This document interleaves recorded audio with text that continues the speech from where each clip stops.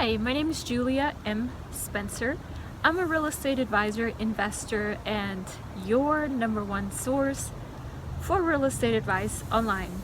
And welcome to this video on this beautiful October afternoon right here in downtown Savannah. I'm actually near Troop Square, downtown Savannah. This is right where our studios, our radio studio. If you want to check out my radio shows, they're on my YouTube channel here, as well as the radio station's website, which is all at the bottom of this explanation.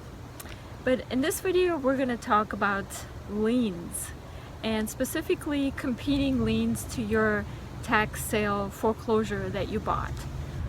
Specifically, what happens with all the liens that are on a property when you buy it at a tax sale foreclosure. Now, I have this question a lot from you guys, and the biggest question I usually get is what happens to the mortgage. Now, usually the mortgage is the largest lien on a property for its entire value, but there could be a number of other liens on a property as well. And you guys, dear subscribers, you've asked me repeatedly over the years what happens to these liens, specifically the mortgage. So I'm going to address a few very common ones here for you. So let's talk about the mortgage. Of course, we all know, and I've taught this as well, that mortgages are second line in line to any kind of tax liens.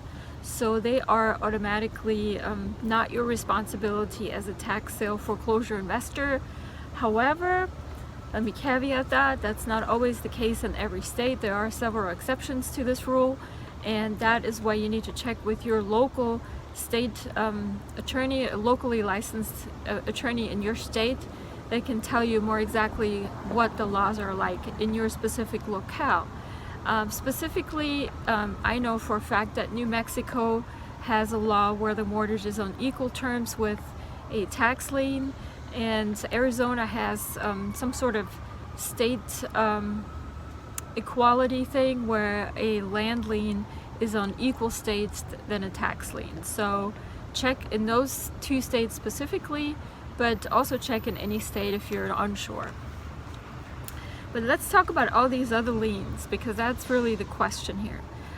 What do you do if there's other liens? What if you discover during your due diligence, which you should always perform, that there's other liens on this property that you're trying to buy? Or maybe you've already bought it and now you're like, okay, what's happening now?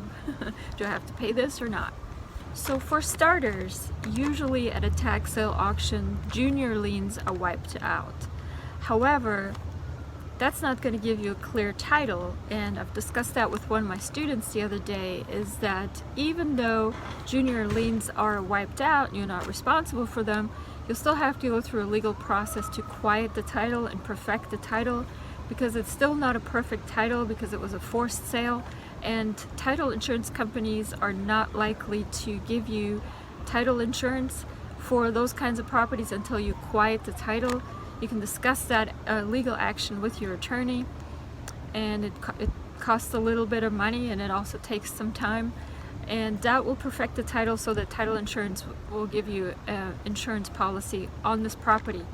Why do you need a title insurance policy? Well, for starters, to get a mortgage loan. So we're in this vicious circle. So another mortgage company is not going to give you a loan until you quiet the title, that any claims from a previous mortgage company are not going to be claimed against that property sometime in the future. Very complicated. It's actually really easy if you really think about it. So just to reiterate, if you purchase the property at a tax lien auction, at a tax deed auction as well, actually, it's always best to quiet the title. It's a legal action. It costs quite some money. It costs, the same kind of like closing costs, I guess. I'd count anywhere from $4,000 to $8,000 per property, and it takes some time depending on what the title looks like prior to the attorney starting the quiet title action. But basically, you are suing pretty much the whole world to make this a good title. And during the quiet title action, people and companies and whoever can come forward and make a claim if they choose to do so. And if nobody does, then you effectively quieted the title. Title insurance will give you insurance, and you can take that policy to a mortgage company and get a mortgage. So what about all these other liens, like say property maintenance liens, weed liens, contractor liens, hospital liens, IRS liens? What do you do with all of those? I get a lot of questions about this. I'm going to try to settle that question with this video. So the first thing that you have to do, and you can't do that obviously if you already purchased the property, but you kind of need to do this before you go to an auction, is to find out if the auction specifies if you're going to be buying this property subject to other liens or not. And what I've found in reality, the officials are not going to tell you anything. They're just going to say, buyer beware. So you basically need to go figure it out yourself. However, there's laws, and you can ask an attorney, and you can also do your own law research. You can do Google searches and check the actual laws, the way that they're written, to see whether junior liens are or are not wiped out in any particular state. So what are junior liens and what are not junior liens? Well, I can tell you pretty much, this is a statement that's mostly true. There's always going to be exceptions, of course, so please do due diligence and do your own research, I guess. Any kind of lien that is not a government lien will be a junior lien. This is the rule that's most of the time true. Anything that is issued by a government entity, it's likely on equal standing with your tax lien. Now your tax lien will be one of the most senior ones, but there might be other liens that are on equal standing. So you don't need to be worried about anything that's more senior than your tax lien, but you do need to worry about ones that are on equal standing with yours. And that includes city liens, that includes property maintenance liens issued by a government authority, and that includes also IRS liens, because these are all government entities. So whether or not a property has these liens is actually very easy to find out by looking at the property records for that particular property. You can do that most times online if those property records are online. If not, you have to go to the courthouse and just do like a manual search. They have books for this, paper books actually in some places, believe it or not. And also they have computers usually, so you can use their computers to access the information that you need. The people there will be pretty helpful. You tell them I have this property, map ID number or address, and I need to find out what liens are on this property. And the clerks that are working there should be able to point you in the right direction, even though they're specifically not allowed to give you legal advice. So take everything that they say with a grain of salt, I guess, and verify, double check, triple check, whatever you have to do. Read it yourself, you know, if you can't trust anybody else. What you can do, if you're really, really interested in a particular property and you're trying to get it at the auction, but you know there's another government lien on it, find out who this lien is with, who is the other government entity that's holding this lien against this property you're trying to buy, and ask them. You have to research, of course, how to reach them. Ask them if you can settle this lien with them prior to the auction, and try to do it at a discount. And what that means is, let's say there is a $1,000 property maintenance lien on this property issued by the city, which is being sold at a county auction next month, and you want this property. So what do? You go to the city and you ask the appropriate officials at the city, see if you can buy this lien or settle this lien for $500, a 50% discount. You give them $500, they'll assign this particular lien to you as the lien holder now, and you kind of just hold it. And make sure it's filed, of course, at the courthouse and everything. Then this property goes to auction, and hopefully, of course, you're going to be the bidder. So you basically paid off any other competing or equal liens already prior to the auction. So when you purchase the property at the tax auction, you don't have to worry about anything else. But let's say somebody else purchases it. So you bought their properties, you paid their property's lien off, but you're not the successful bidder at this auction. So then what? Well, since this lien is on equal standing as the one that this new buyer is buying at the tax auction, you still can claim the money back for it. And you can pretty much do that immediately with a foreclosure action. Now, you wouldn't, of course, do a foreclosure action for $500. That's not a lot of money, but let's say it's a bit more significant lien where it's actually worth it. And you can ask the new owner basically to settle with you. And of course, you got this lien at a discount of 50%. You can offer them a discount, or you can ask them for full price, but you can also ask them for interest.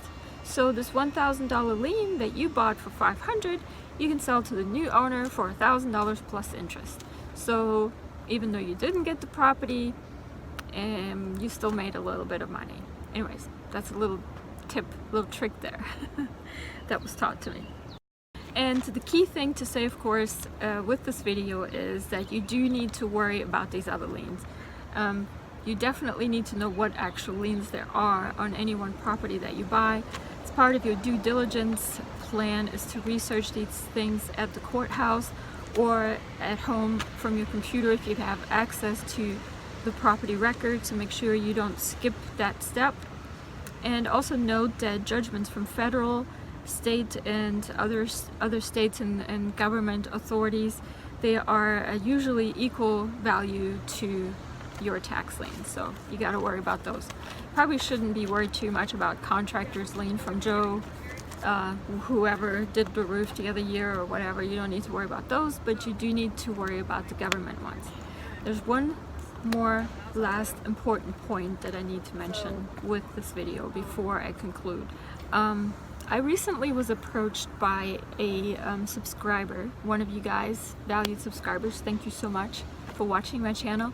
And he said that there's a sort of scheme thingy that's going on. He's in California, so this happened in California, where a lien holder, and this was a mortgage company, failed on purpose to record their lien against an owner for a mortgage at the courthouse, and kind of held on to it, which there's of course no law that requires that you have to record anything, any kind of contract that you sign with anybody, but recording it at the courthouse kind of makes it more official because it's visible by the whole world at this time.